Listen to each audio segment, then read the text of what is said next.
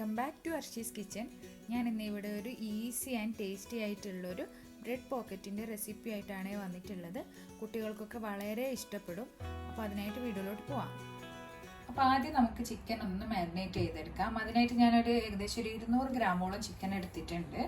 അതിലേക്ക് ആദ്യം ഞാൻ ഒരു 1/2 ടീസ്പൂണ് ചിക്കൻ മസാല ചേർത്ത് കൊടുക്കുകയാണ്. പിന്നെ അതിലേക്ക് ഒരു 1/4 ടീസ്പൂണോളം മഞ്ഞൾപ്പൊടി ചേർത്ത് കൊടുക്കുകയാണ്. ഇനി അതിലേക്ക് ഒരു 1.5 ടീസ്പൂണ് മുളക് പൊടി ചേർത്ത് കൊടുക്കുക. അതിലേക്ക് ഞാൻ ഒരു 1/4 ടീസ്പൂണ് പെരുംജീരകം പൊടിച്ചതാണ്. പിന്നെ ഒരു 1/4 ടീസ്പൂണ് ഗരം മസാലയും ആവശ്യത്തിന് ഉപ്പും കൂടെ ചേർത്തിട്ട് ഇത് നന്നായിട്ടൊന്ന് മാരിനേറ്റ് ചെയ്തെടുക്കാം.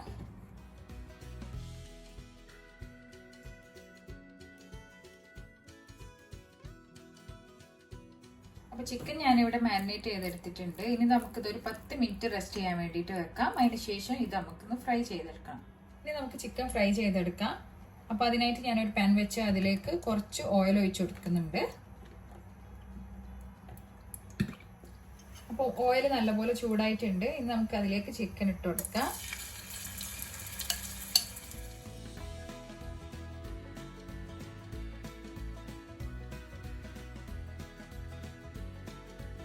അപ്പോൾ ചിക്കൻ ഫുള്ള് ഞാൻ ഇതിലേക്ക് ഇട്ട് കൊടുത്തിട്ടുണ്ട്. ഇനി നമുക്കിത് നല്ലപോലെ ഒന്ന് ഫ്രൈ ചെയ്തെടുക്കാം.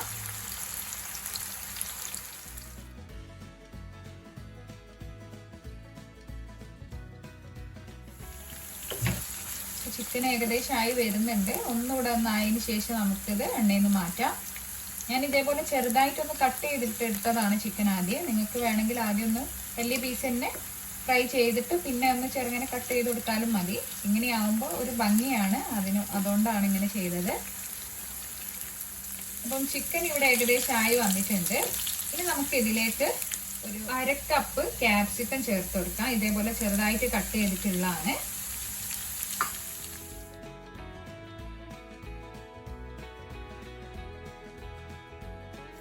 അപ്പോൾ അതാ 1 മിനിറ്റോടെ ഞാനിതൊന്ന് വഴറ്റിയെടുത്തിട്ടേ ഉള്ളൂ. അതിനുശേഷം നമുക്കിത് എണ്ണയിൽ നിന്ന് മാറ്റാം. അപ്പോൾ ഇനി നമുക്ക് നമ്മുടെ പോക്കറ്റ് റെഡിയാക്കി എടുക്കാം. അതിനായിട്ട് ഞാനിവിടെ ഒരു സ്ലൈസ് ബ്രെഡ് എടുത്തിട്ടുണ്ട്. അതിലേക്ക് നമ്മൾ ഫില്ലിങ്ങിൻ്റെ കുറച്ചെടുത്തിട്ടുണ്ട് നടുക്കായിട്ട് വെച്ച് കൊടുക്കാം.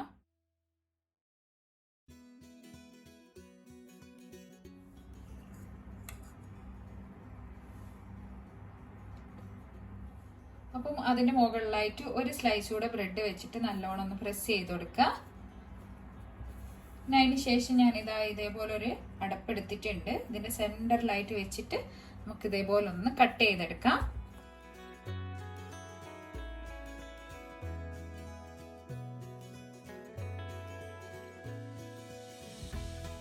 അപ്പോൾ അതാ ഞാൻ ഇതേപോലെ കട്ട് ചെയ്തെടുത്തിട്ടുണ്ട്.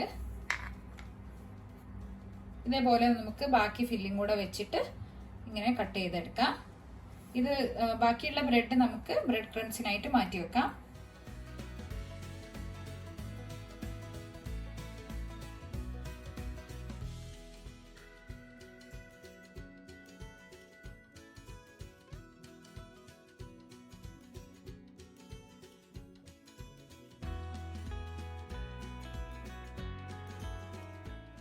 അപ്പം എല്ലാം ഞാൻ റൗണ്ടിൽ കട്ട് ചെയ്തെടുത്തിട്ടുണ്ട്. ഇനി നമുക്കിത് ഒന്ന് മുട്ടയിൽ മുക്കിയിട്ട് ബ്രെഡ് ക്രംസിലൊന്ന് കോട്ട് ചെയ്തെടുക്കാം.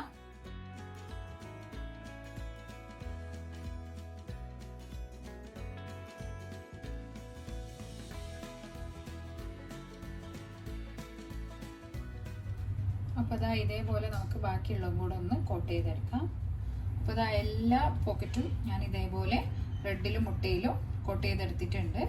അപ്പം ഇനി നമുക്കിത് ഫ്രൈ ചെയ്തെടുക്കാം. അതേപോലെ ഫ്രൈ ചെയ്യുമ്പോൾ ശ്രദ്ധിക്കേണ്ടത് നമ്മൾ കഴിക്കുന്നതിൻ്റെ കുറച്ച് മുമ്പായിട്ട് മാത്രം ഫ്രൈ ചെയ്തെടുക്കുക. അല്ലെങ്കിൽ ചീസൊക്കെ ചേർത്തത് കൊണ്ട് തന്നെ ആ ഒരു ടേസ്റ്റ് കിട്ടില്ല. അപ്പോൾ ഇത് ഓരോന്നായിട്ട് നമുക്ക് ഫ്രൈ ചെയ്തെടുക്കാം. ഓയിൽ നല്ലപോലെ ചൂടാകുമ്പോൾ ഒരു മീഡിയം ഫ്ലെയിമിലിട്ടിട്ട് നമുക്കിത് ഫ്രൈ ചെയ്യാം.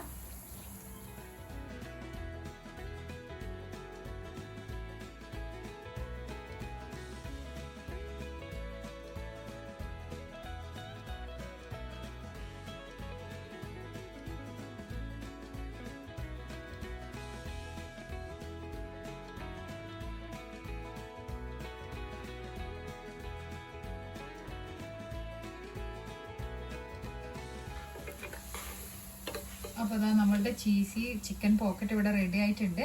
ഇതേപോലെ ഒരു ഗോൾഡൻ ബ്രൗൺ ആകുന്ന വരെ ഒന്ന് ഫ്രൈ ചെയ്തെടുക്കുക. അപ്പോൾ ബാക്കിയുള്ളതും കൂടെ നമുക്ക് ഫ്രൈ ചെയ്യാം.